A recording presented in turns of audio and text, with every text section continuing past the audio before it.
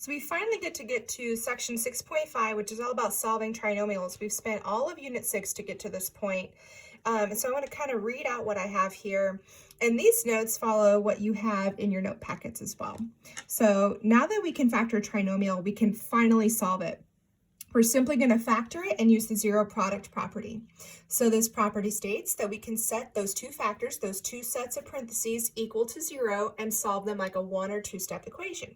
So pretty simple for us. So the first thing I'm going to do in example 1 is factor it like we have been in section 6.4. So to factor this, we do the first number times the last number. And I'm going to set up my diamond problem. So 1 times negative 32 is negative 32. My middle number goes down here. So to complete the diamond problem, I'm going to think of two numbers that multiply to negative 32 but add up to positive 4. That's 8 and negative 4. 8 times negative 4 is negative 32. 8 plus negative 4 is 4. So now I can break up that middle term into the two numbers we've come up with. So I'm going to rewrite this problem. I've got my 1p squared, and then I have plus 8p, put the plus because 8's positive, then minus 4p, and that minus 32 needs to come down. Now I'm going to keep the equals 0. I'm not going to do anything with the equals 0 until the very end of our problem. We need to factor this first. So we're still going to do factoring by grouping. Nothing has changed. So the biggest number that goes into 1 and 8 is 1, and between p squared and p, we take out a p. So that's what we're going to divide by to figure out what's left on the inside. 1 divided by 1 is 1. P squared divided by p is p. Then 8 divided by 1 is 8. P's cancel out. That middle term still coming down, that's a minus sign. And in group 2, I'm thinking of the biggest number that goes into 4 and 32, which is 4. But that minus sign means I'm going to divide by negative 4. So negative 4 divided by negative 4 is positive 1. P comes down. Negative 32 divided by negative 4 is positive 8.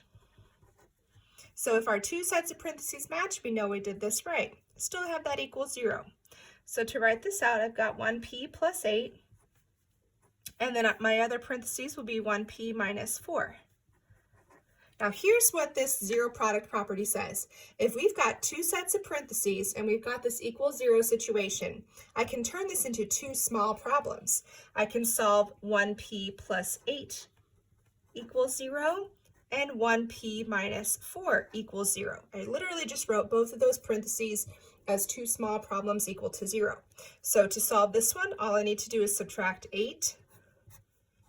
1p and p are the same thing, so 0 minus 8 is negative 8. And in the second problem, to get rid of a minus 4, we add 4. And again, 1p and p are the same thing, and 0 plus 4 is 4. So we are finally able to, after 5 sections, able to solve this trinomial and figure out that p is actually two values, negative 8 and positive 4. So we've finally been able to solve this. So this is the process we're going to apply to every problem today. Solve the diamond problem, factor it, and finally set those two little parts equal to 0. So in example 2, I put that 1 again in front of the x squared, and I'm setting up my diamond problem by doing 1 times 9, which is 9. Middle term is negative 6. So I need two numbers that multiply to 9 but add up to negative 6. That's going to be negative 3 times negative 3. That multiplies to positive 9. Negative 3 plus negative 3 is negative 6. So when I write this out, I've got 1x squared minus 3x plus 9 equals 0. So in group 1, I can take out a 1x. Biggest number that goes into 1 and 3 is 1, and we can take out an x there. So 1 divided by 1 is 1. X squared divided by x is x. Then 3 divided by 1 is 3, and my x's cancel out. That minus sign is coming down, and in group 2, I'm looking at the biggest number that goes into 3 and 9, which is 3, but the minus sign makes that a negative. So negative 3 divided by negative 3 is positive 1. The x comes down. 9 divided by negative 3 is negative 3. Parentheses match. We did it right. So then in my first parentheses, I'm going to write the 1x minus 3. But look at this. In the second one, I also have 1x minus 3. that equals 0. So normally we would write them both equal to 0 here, but if it's the exact same thing, we only need to do it just once. So to solve this equation, I just need to add 3 to both sides, and 1x and x are the same thing. So I just have x equals 3. So we don't need to write x equals 3 and x equals 3. We just have one answer this time, and that's okay. All right, I've got 2 more examples for us. So we're going to look at some problems where we need to do a little bit more thinking with these diamond problems. So in example 3, I've got 5 times -4. That's -20. And the middle term is -8. So I'm thinking of 2 numbers that multiply to -20, but add up to -8. That's going to be -10 and 2. So I can break this up as 5x squared minus 10x plus 2x minus 4 equals 0. So whenever we're doing grouping, remember the order here doesn't matter. Eventually, we'll get to the same set of parentheses in our problem. So if your numbers are backwards, you're like, oh my gosh, how am I supposed to know what to do first? The order makes no difference. So the biggest number that goes into 5 and 10 is 5, and we still take out the x. 5 divided by 5 is 1. X squared divided by x is x. Then 10 divided by 5 is 2, and those x's go away. We finally get to bring down a plus sign. Now I'm looking at in group 2 the biggest number that goes into 2 and 4, which is 2. So that's what we're going to divide both of those by. 2 divided by 2 is 1.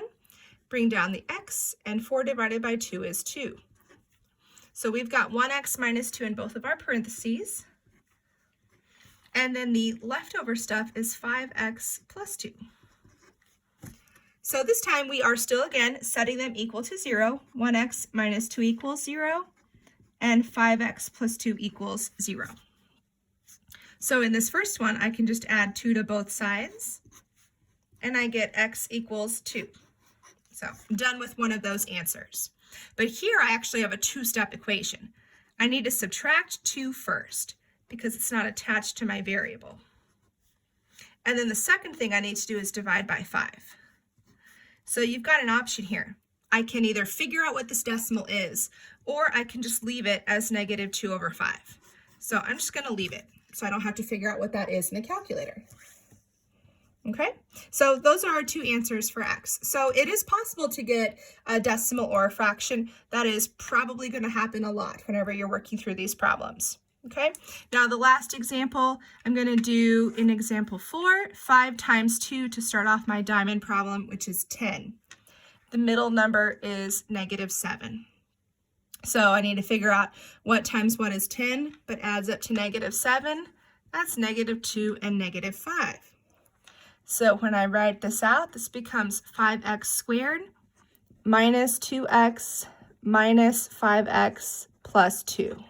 And I have that equals 0. So in group 1, biggest number that goes into 5 and 2 is 1, but I can take out an x. So 5 divided by 1 is 5. X squared divided by x is x. 2 divided by 1 is 2. X's are gone. And I bring down that minus sign. In group 2, same situation. The biggest number that goes into 5 and 2 is still 1. So I'm dividing both of these by -1 though because of that minus sign. That's going to leave me with 5x minus 2 again. About to run out of room there. So in our parentheses first, I'm going to write 5x minus 2, and our leftover pieces are 1x minus 1. So this time I'm going to solve 5x minus 2 equals 0. And instead of 1x, I'm just going to write x minus 1 equals 0, just to make this a little bit shorter for me. So to solve this first one, I'm going to add 2 to both sides. And I'm going to get 5x equals 2. My second step is to divide by 5. So this is actually kind of very close to what we just did in example 3. I'm going to leave this as a fraction as 2/5. And then to get rid of a -1 over here, I'm just going to add 1. X equals +1. So this just shows you a lot of this is the same. We're doing all the diamond problem, the factoring is the same. The last step is what's new. With this equals 0, we just solve both of them like a 1 or 2 step equation, and we finally get to solve this trinomial.